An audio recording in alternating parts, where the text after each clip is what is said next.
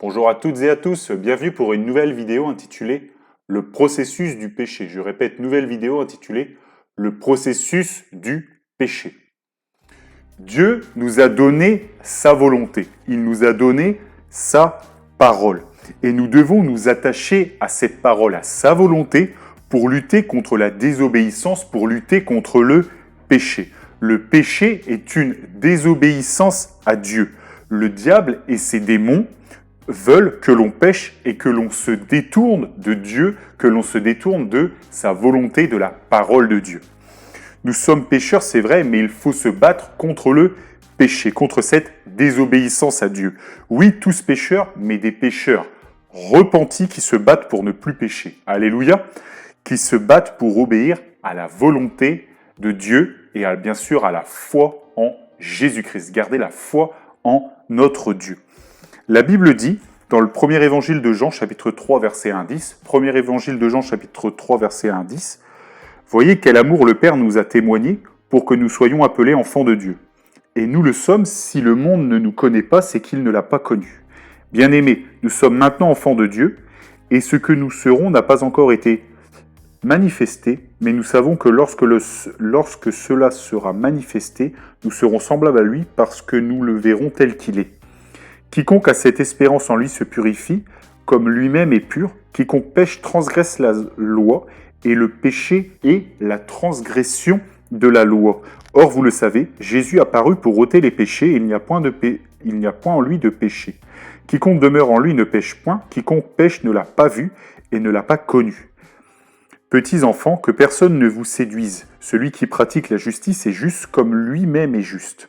Celui qui pêche est du diable, car le diable pêche dès le commencement. Le Fils de Dieu a paru afin de détruire les œuvres du diable. Quiconque est né de Dieu ne pratique pas le péché, parce que la semence de Dieu demeure en lui, et il ne peut pécher parce qu'il est né de Dieu. C'est par là que se font reconnaître les enfants de Dieu et les enfants du diable. Quiconque ne pratique pas la justice n'est pas de Dieu, non plus que celui qui n'aime pas son frère. Alléluia. Donc Jésus, la Bible dit, Jésus a paru pour ôter le péché. Dieu nous retire le péché par la foi que nous avons en lui, par la foi que nous avons en Jésus-Christ. Celui qui demeure en Jésus-Christ, la Bible dit qu'il ne pêche point. Pourquoi est-ce qu'il ne pêche point?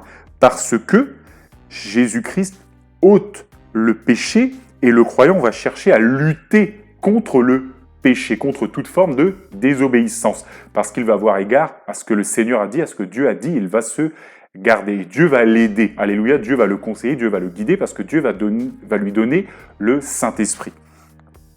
Donc, et ce croyant, il va chercher à pratiquer la justice. Justice qui vient de Dieu. Justice selon Dieu, c'est lui qui détermine ce qui est juste, c'est le Seigneur, c'est pas nous, c'est lui. Et la caractéristique, la Bible dit, des enfants du diable, oui, vous avez bien entendu, enfants du diable, c'est qu'ils pêchent. Oui, ils pêchent.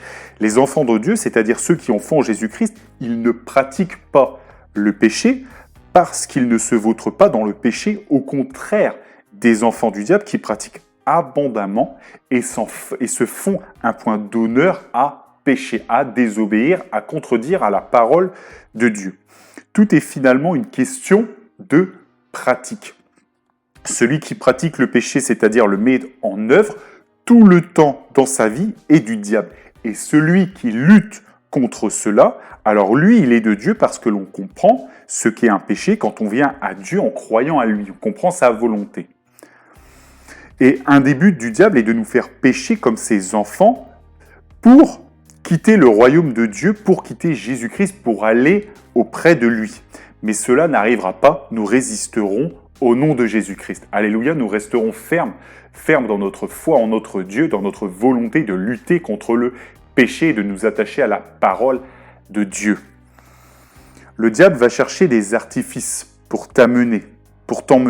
Il va engager un processus contre toi et c'est ce que j'ai appelé du coup le processus du péché. Et on va voir comment cela se passe. Et on ne va jamais oublier une chose, c'est que le péché peut paraître beau, doux, mais au final, il est amer et à vomir. Parce que la Bible dit que le salaire du péché, c'est la mort. Alléluia. Donc on va voir ce processus et on va notamment le voir à travers de l'histoire de Balak et Balaam.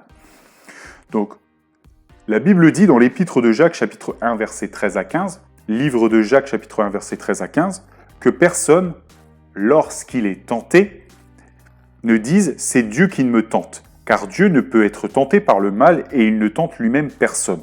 Mais chacun est tenté quand il est attiré et amorcé par sa propre convoitise. Puis la convoitise, lorsqu'elle a conçu, enfante le péché, et le péché étant consommé, produit la mort. Alléluia.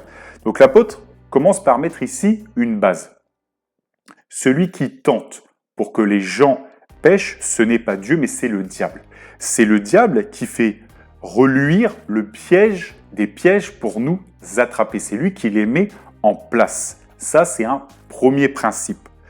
Premier rouage. L'ennemi va créer des situations de tentation.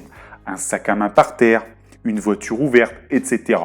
Et ce piège, quand ce piège est devant nous, il y a notre chair, c'est-à-dire notre désir d'avoir cela, de posséder cette chose, par exemple, qui va nous attirer vers ce péché, vers ce beau téléphone que quelqu'un a fait tomber, vers cette voiture ouverte avec les clés dessus, vers ce portefeuille par terre.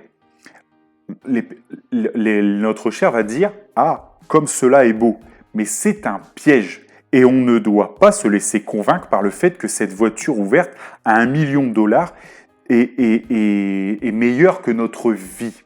Parce que nous devons rester obéissance à la parole de Dieu qui nous dit de ne pas voler. Donc oui, on doit rendre les clés à son propriétaire, on ne doit pas prendre cette voiture. Alléluia. Et notre vie ne sera pas meilleure si nous prenons cette voiture, parce que oui, le péché parfois peut être doux au palais, mais quand il va dans les entrailles, il devient comme des cailloux. Alléluia, donc quelque chose de très dur et quelque chose qui nuit à notre âme, à notre relation avec le Seigneur et à notre vie avec lui. Alléluia, ça nous éloigne de lui, donc ça nous met en danger. Donc le diable, il est menteur et il est père du mensonge. Donc il faut faire face au piège qu'il va mettre dans nos vies pour nous éloigner de Dieu, au péché qu'il va chercher à nous faire faire pour nous éloigner de Dieu. Et il faut tenir sa chair. L'apôtre Paul disait qu'il tenait son corps assujetti à sa volonté d'obéir à Dieu.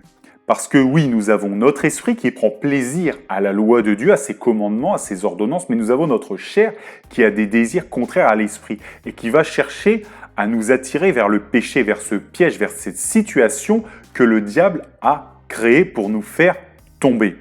Alléluia. Et il faut tenir sa chair. Donc notre convoitise, c'est-à-dire notre désir charnel de posséder quelque chose, doit être tenu par notre esprit, par notre volonté d'obéir à Dieu pour que le piège que le diable a mis dans nos vies soit évité. Alléluia. Et il faut savoir aussi que Dieu permet que le diable mette des pièges. Il permet que Dieu permet que le diable mette des pièges dans nos vies.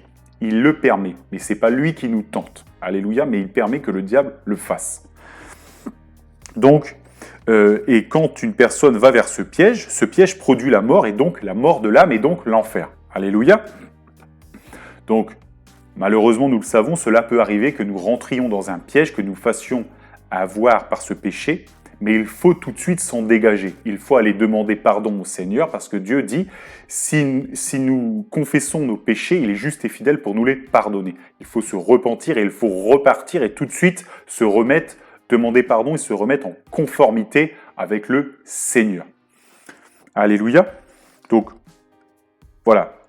L'ennemi, donc le diable, va créer une situation qui va attirer notre piège vers un piège qui va produire, vers un péché.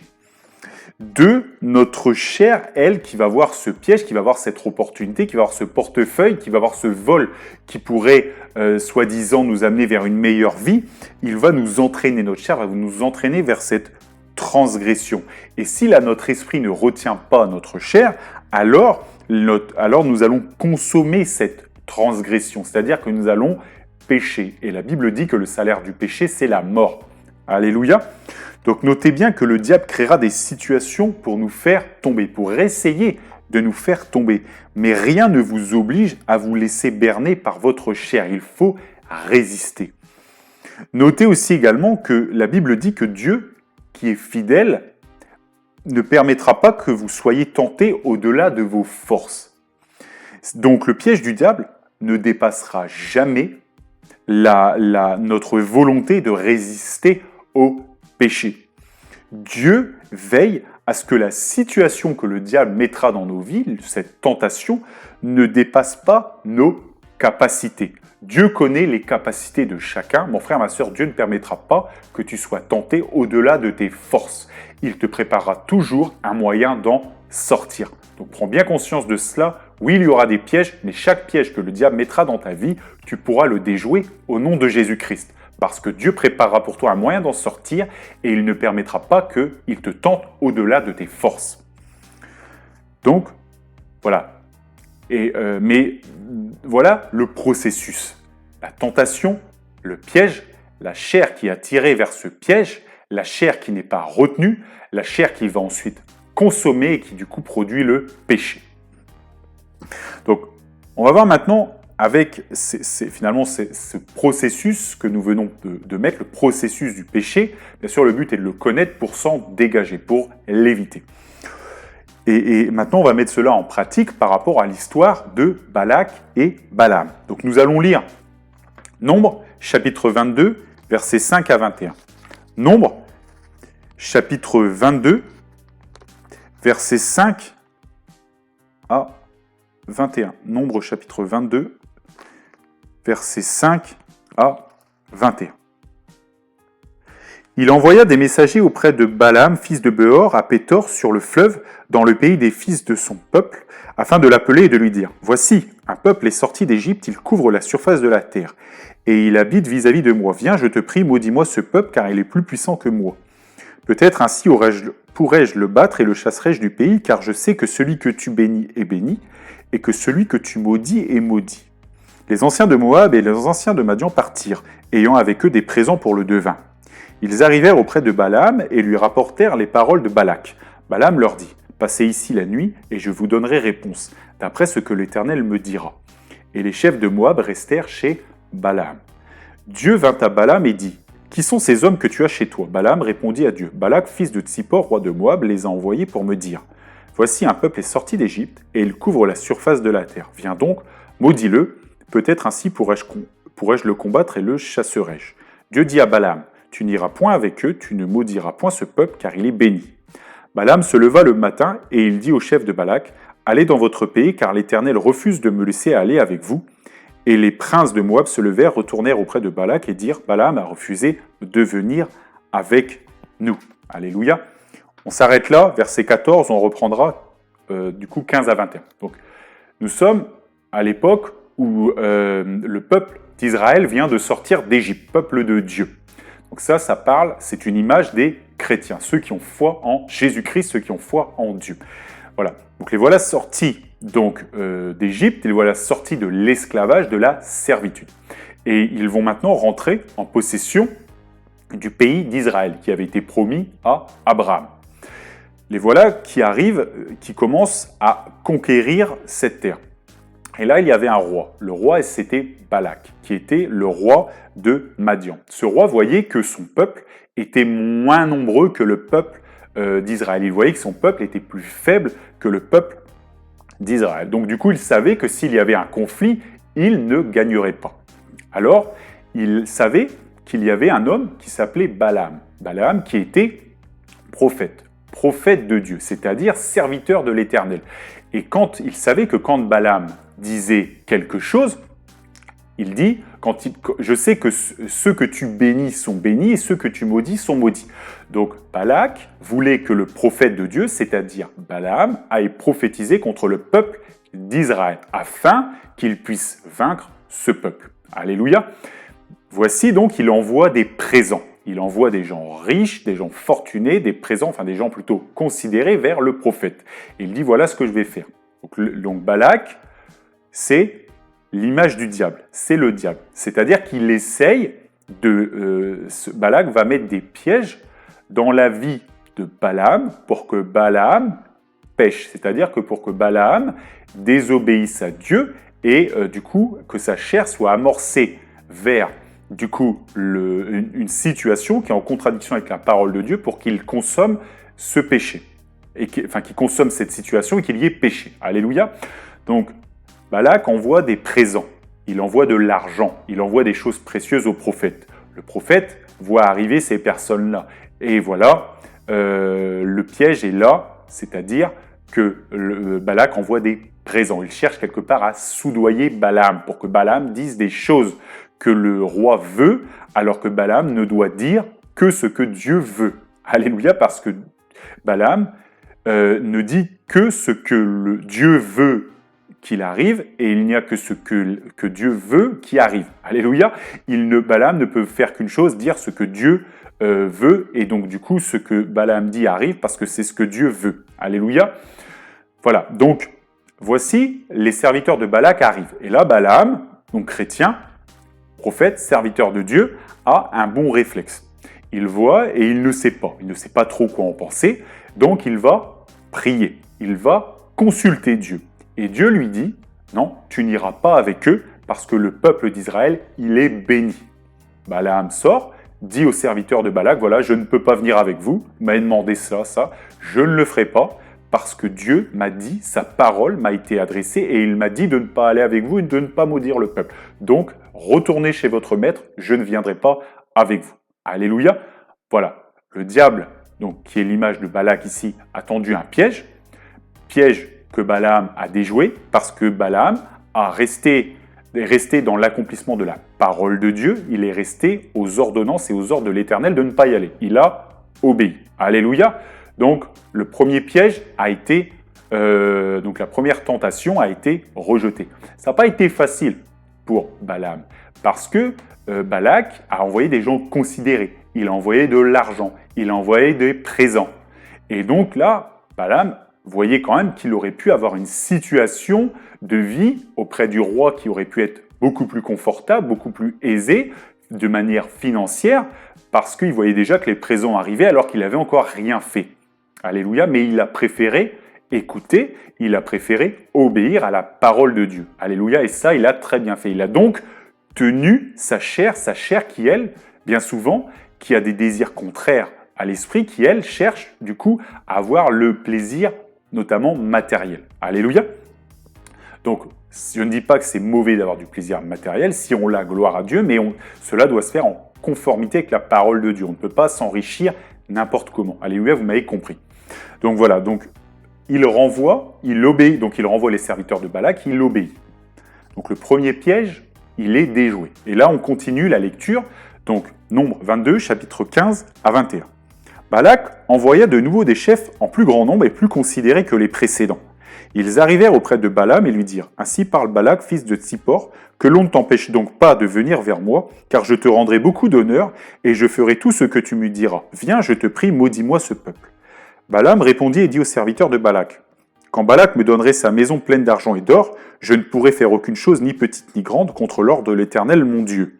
Maintenant, je vous prie, restez ici cette nuit et je saurai ce que l'Éternel me dira encore. » Dieu vint à Balaam pendant la nuit et lui dit « Puisque ces hommes sont venus pour t'appeler, lève-toi, va avec eux, mais tu feras ce que je te dirai. » Balaam se leva le matin, scella son ânesse et partit avec les chefs de Moab.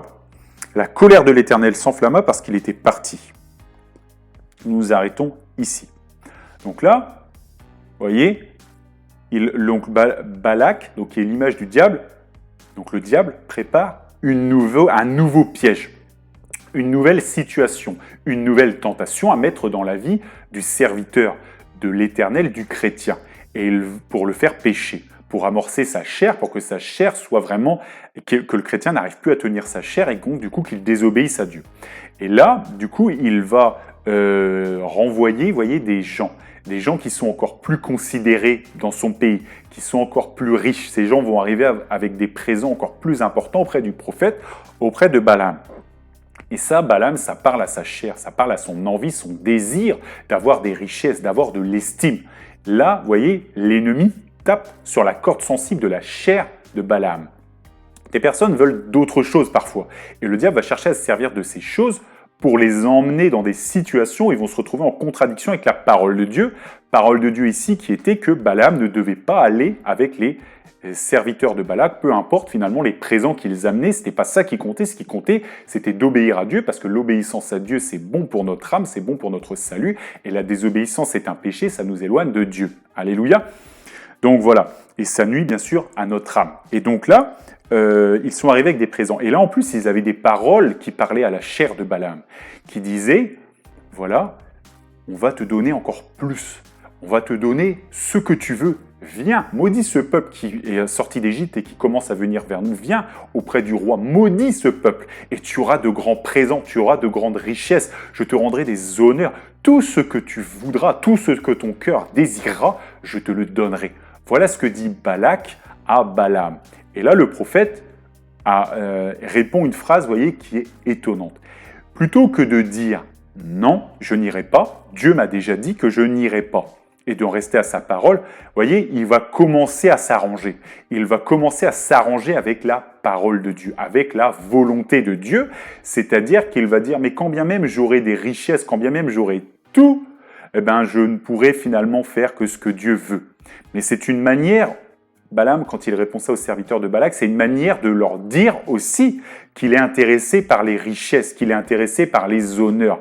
C'est un moyen de dire par la négation, de leur dire, voilà, finalement, c'est vrai que votre richesse, quand même, ça me parle. Restez ici. Oui, je ferai ce que Dieu veut, mais je vais aller le réinterroger pour être sûr. Il me l'a dit une première fois, c'était clair, c'était net, c'était précis, mais je vais quand même aller lui redemander, vous savez, là, vous apportez tellement de richesses que bon, on ne sait jamais. Vous voyez, donc il commence déjà à vouloir, non pas respecter la parole de Dieu, les ordonnances de Dieu, sa volonté, mais il commence à essayer de s'arranger avec le monde. Sa chair commence, son désir d'avoir la richesse commence à l'entraîner vers des détours, vers des voies tortueuses, comme la Bible dit. Et ça n'est pas, le piège, si vous voulez, il est là, il commence quelque part à amorcer la chair de Balaam. Balaam retourne devant l'Éternel, le prie, lui redemande. Et là, Dieu va lui dire, ok, ils t'ont appelé, vas-y, mais tu diras uniquement ce que je te dirai de dire. Tu ne diras pas autre chose. Et là, Balaam est dans la joie. Il est dans la joie parce que Dieu a dit, ok, tu vas y aller. Et là, Balaam il a manqué de discernement. Dieu lui avait déjà dit non, donc lui reposer la question, ça n'était pas forcément bon. Il l'a quand même fait. Dieu a dit bon, ok. Et en plus, là, Dieu a quand même vu que le cœur de Balaam commençait non plus à être premièrement pour lui, mais qu'il commençait à être petit à petit de trop intéressé par autre chose qui était Balak et sa richesse et ce que Balak voulait faire. Vous voyez, et ça, donc, Dieu a vu que le cœur de Balaam n'était plus si attaché que ça à sa volonté, mais commençait à se détacher pour les désirs de la chair, de la richesse en l'occurrence. Alléluia. Et voici donc Balaam qui se lève le matin. Il se dépêche, il prend ses affaires, il selle son âne en hâte. C'est-à-dire qu'il n'attend même pas 2 ou 3 jours pour partir, il y va dès le lever du matin et il fonce. Alléluia. Et ça a énervé, ça a mis en colère l'Éternel. Et la Bible dit que Dieu s'est mis en colère parce que Dieu a vu que Balaam, sa chair, avait tellement envie d'être auprès de Balak, auprès de ses richesses, que c'était ce qui comptait le plus. Et donc, là, il y a aussi une première leçon. Quand le diable commence à agiter notre chair, notre désir charnel, commence à poser des pièges, parfois, on va manquer de discernement. Si notre chair n'est pas maîtrisée, on ne va plus se poser les bonnes questions sur ce que Dieu veut, sur ce que la parole dit, mais on va commencer à s'arranger avec la parole. Et ça va nous mener tout droit au péché. Et il faut donc tout de suite se reprendre. Et il ne faut pas non plus que notre cœur soit premièrement pour ces choses charnelles, mais qu'elle soit premièrement pour Dieu. Jésus-Christ a dit « Attachez-vous aux choses d'en haut ». Alléluia, et ce que vient d'en haut, c'est la parole de Dieu. Et donc, Balaam se lève de bon matin, il commence à y aller, sa chair commence à être amorcée, il manque de discernement, il ne s'est même pas dit « c'est étrange, Dieu m'avait dit non une première fois, et là il est en train de me dire oui ». Il n'a même pas dit à Dieu mais Dieu, pourquoi as-tu changé d'avis? Parce que tu m'avais dit non une première fois. Donc, non, je reconnais, tu m'as dit non une première fois, je suis revenu te poser la question, j'aurais pas dû. Si tu m'as dit non, oui, je dois rester à ce que tu as dit, c'est non. Et peu importe tous les présents qu'ils rapporteront, etc., je dois tenir ma chair, tu as dit non, je dois rester sur ta parole et pas ce que veut ma chair, pas le désir, la convoitise de ma chair qui veut l'argent. Tant pis, j'obéis à ta parole. Et c'est ce qu'on devrait faire. Et vous voyez, il ne s'est pas posé cette question-là. Il était content parce que ça l'arrangeait que Dieu dise ça. Et donc, du coup, il a dit, ok, je vais y aller. Il s'est levé de bon matin. Il a couru avec son ânesse vers Balak. Il y a couru. Et là, Dieu a vu cela. Dieu a vu que, ça lui avait pas posé d'interrogation le fait qu'il lui dise ok, qu'il pouvait y aller après lui avoir dit non. Et en plus, il y a été le matin en hâte. Donc là, Dieu, il s'est fâché. Et il a envoyé son ange. On lit la suite de l'histoire. Alors, on reprend Nombre 22, chapitre 22. La colère de Dieu s'enflamma parce qu'il était parti, et l'ange de l'Éternel se plaça sur le chemin pour lui résister. Balaam était monté sur son ânesse, et ses 2 serviteurs disaient avec lui. L'ânesse vit l'ange de l'Éternel qui se tenait sur le chemin, son épée nue dans la main. Elle se détourna du chemin et alla dans les champs. Balaam frappa l'ânesse pour la ramener dans le chemin. L'ange de l'Éternel se plaça dans un sentier entre les vignes. Il y avait un mur de chaque côté. L'ânesse vit l'ange de l'Éternel, elle se serra contre le mur, et pressa le pied de Balaam contre le mur. Balaam la frappa de nouveau. L'ange de l'Éternel passa plus loin et se plaça dans un lieu où il n'y avait point d'espace pour se détourner à droite ou à gauche. L'ânesse vit l'ange de l'Éternel et elle s'abattit sous Balaam. La colère de Balaam s'enflamma et il frappa l'ânesse avec un bâton. L'Éternel ouvrit la bouche de l'ânesse et elle dit à Balaam, « Que t'ai-je fait pour que tu ne m'aies frappé déjà 3 fois ?» Balaam répondit à l'ânesse, « C'est parce que tu t'es moqué de moi, si j'avais une épée dans la main, je te tuerais à l'instant. » L'ânesse dit à Balaam, « Ne suis-je pas ton ânesse que tu as de tout temps monté jusqu'à ce jour? Ai-je l'habitude de te faire ainsi ?» Et il répondit, « Non. » L'Éternel ouvrit les yeux de Balaam, et Balaam vit l'ange de l'Éternel qui se tenait sur le chemin, son épée nue dans la main. Et il s'inclina et se prosterna sur son visage. L'ange de l'Éternel lui dit, « Pourquoi as-tu frappé ton ânesse déjà 3 fois? Voici, je suis sorti pour te résister, car je te vois suivre un chemin qui mène à la perdition. » Un chemin qui mène à la perdition. Alors, donc là, l'âne, donc voilà Balaam qui est parti avec son ânesse. Et là, l'ange de l'Éternel vient et se met sur le chemin. L'ânesse essaye de passer, elle voit l'ange et elle recule. Parce qu'elle sait que si elle va passer, l'ange va le frapper. Dieu va le frapper. Alléluia. Donc elle essaye un autre chemin, inversement elle recule. Elle essaye un autre chemin, inversement, et elle refuse finalement d'avancer parce qu'elle sait que si elle avance, l'âne sait que s'il avance, l'ange va la frapper. Et là, Balaam commence à se fâcher, il commence à frapper son ânesse parce que son ânesse ne veut pas avancer. Et là, Dieu ouvre la bouche de l'ânesse. Et là, l'ânesse parle à Balaam. Elle lui dit, « Mais je suis ton ânesse, j'ai pas l'habitude de faire ça, ne comprends-tu pas pourquoi je fais cela ?» Et là, Balaam va même lui répondre. Elle va lui dire non. Il parle à son âne. Son âne lui parle, il parle à son âne, et il ne se dit pas, c'est étrange. Là, il se passe des choses étranges. Parce qu'en fait, Balaam est tellement amorcé, tellement dans la convoitise d'aller vers Balak, vers la chair, qu'il perd totalement une capacité de discernement au point qu'une ânesse qui lui parle, son ânesse qui lui parle, ça ne l'étonne même pas. Et là, la Bible dit que l'Éternel, il ouvre les yeux. Il ouvre les yeux de Balaam. Et là, Balaam voit l'ange. Et là, il comprend. Et l'ange dit, vous voyez, que là, Balaam, en allant vers Balak, est en train d'aller vers un chemin de la perdition. Parce qu'on sait très bien que le péché, souvenez-vous de l'épître Jacques, le péché étant consommé, produit la mort. Alléluia. Et là, Balaam était en route pour consommer sa convoitise charnelle, son envie d'aller vers Balak, malgré l'interdiction que Dieu lui avait dit de ne pas y aller la première fois. Vous voyez, il est en train de partir. Dieu savait que Balaam, qui allait se retrouver auprès de Balak, n'allait plus réussir à tenir sa chair face à tant de richesses. Et donc, Dieu cherche à ramener Balaam vers lui, ramener son cœur vers lui, vers l'obéissance à la parole de Dieu, en mettant ici son ange, en faisant que l'ânesse évite l'ange, en faisant que l'ânesse lui parle et en montrant finalement l'ange à Balaam. Et là, Balaam a compris, il a vu, il a vu l'ange, il a vu que c'était le chemin de la mort, il a vu que c'était le chemin du péché, il a vu qu'il avait péché. Alléluia. Il a vu que le piège du diable, la situation que le diable venait de recréer, allait en l'état le mener vers le péché, parce qu'il n'avait plus de discernement, il ne se contrôlait plus. Et donc oui, le péché était à sa porte.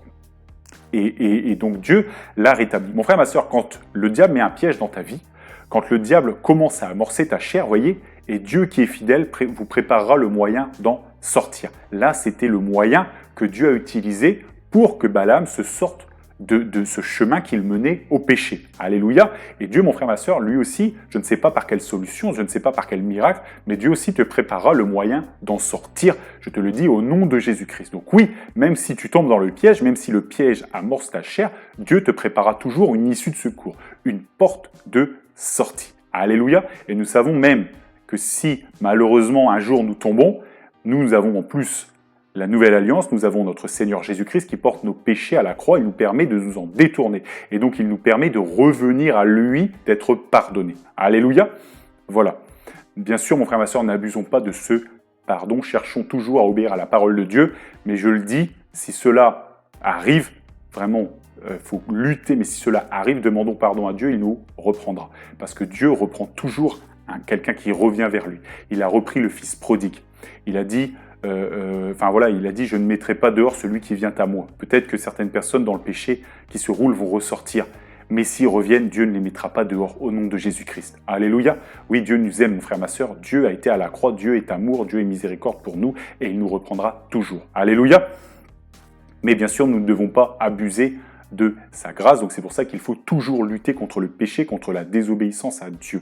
Et en connaissant le processus du péché, ça nous permet de connaître les pièges du diable, de connaître notre chair, de la tenir, de savoir que Dieu est là dans nos épreuves et de savoir comment essayer de s'en sortir, comment lutter efficacement contre ce processus. Voilà le but de cette vidéo. Alléluia. Donc, et vous savez, l'ange dira que c'était une voie de perdition. Et donc je vous laisserai méditer, continuer cela, continuer à regarder l'histoire de Balak et Balaam parce qu'elle ne se termine pas là. Parce que plus loin, en fait, Balaam va aller vers Balak. Et il va donc lui parler et il va bénir le peuple et ne pas le maudire. Parce qu'il va quand même écouter, bien sûr, ce que Dieu va lui dire. Il est revenu, vous voyez, il est revenu vers Dieu. Balaam est revenu vers Dieu. Dieu l'a ramené. L'ange, quand il a vu que l'ange allait le frapper, que c'est le chemin de la perdition, Balaam s'est mis à genoux, il a prié Dieu, il est revenu à Dieu, il est revenu dans son bon sens. Et quand il a été voir le roi Balak, donc dans la suite de l'histoire, donc dans Nombre, on voit qu'il proclame uniquement ce que Dieu veut qu'il proclame. Il va donc bénir 3 fois le peuple d'Israël parce que Dieu bénit et bénira toujours son peuple, mon frère, ma soeur. Il nous bénira toujours. Alléluia, gloire à Dieu. Et voilà, donc, et vous voyez, Balaam s'est dégagé de ce piège, Dieu a préparé le moyen d'en sortir. Mais Balaam est resté, la suite de l'histoire, encore après, dit que Balaam est resté auprès de Balak. Et donc Balak a encore mis des pièges, encore, et Balaam a fini par succomber. Et Balaam a été jusqu'à dire à Balak comment faire du mal au peuple de Dieu. Il a dit à Balak, voilà, envoie des jeunes filles, envoie des femmes qu'ils couchent avec le peuple d'Israël, qu'ils fassent le péché d'impudicité. Comme ça, comme ils vont pécher, Dieu les jugera. Voilà le conseil qui est sorti du prophète, du serviteur de Dieu de Balaam envers Balak. Vous voyez comment Balak, le fait de rester auprès de Balak qui lui envoyait des pièges, ça a fini par l'encercler, ça a fini par le faire tomber, et en plus de tomber, il a provoqué dans sa chute d'autres personnes du peuple d'Israël qui ont succombé à d'autres pièges, le piège de la sensualité, parce que leur chair a été du coup attirée vers ces femmes et ils ont couché avec. Alléluia, et Dieu les a jugés. Et Balaam, prophète de l'Éternel, a fini sa vie auprès de Madian, et le peuple d'Israël est venu. Le peuple d'Israël est rentré en guerre avec Madian finalement, il l'a vaincu, et le peuple de Balaam est mort au milieu du peuple de Balak. voyez à quel point il a rétrogradé, à quel point il s'est éloigné de Dieu parce qu'il n'a pas su tenir sa chair, parce que le diable a envoyé des pièges, des pièges, des pièges, des pièges, et il n'a pas voulu tenir sa chair. Comme il n'a pas tenu sa chair, il n'est pas resté dans l'obéissance à la parole de Dieu, il a donc péché, consommé son péché encore et encore, ça l'a éloigné de Dieu, et il a fini complètement rétrograde au milieu donc du peuple de Madian.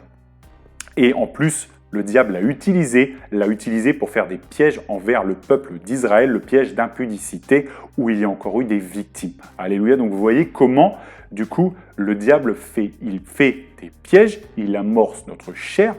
Dieu cherche toujours à nous aider dans ces épreuves, mais si les gens ne cherchent pas à lutter contre cela, ne se repentent pas, ne reviennent pas à un moment donné, ils vont s'enfoncer de plus en plus dans le péché, et le diable va renvoyer des pièges, des pièges, des pièges, et ils vont descendre de plus en plus, et jusqu'au point de non-retour où ils finiront morts loin de Dieu. Et c'est un drame. Alléluia.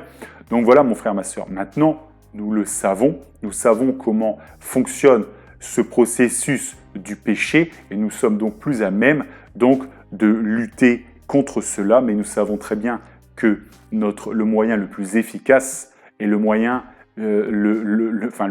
finalement unique, c'est de nous réfugier à l'ombre de l'Éternel, à l'ombre de sa parole, à l'ombre de Jésus-Christ, de sa croix, de se repentir, de croire en lui, de s'attacher à sa parole plus bien sûr, s'attacher uniquement à la parole et pas au désir charnel contraire à la parole de Dieu. Voilà, j'aurais pu encore parler longuement, prendre encore d'autres exemples, mais voilà ce que je voulais vous dire aujourd'hui. Que Dieu vous bénisse dans le nom de Jésus-Christ et que toute la gloire lui revienne.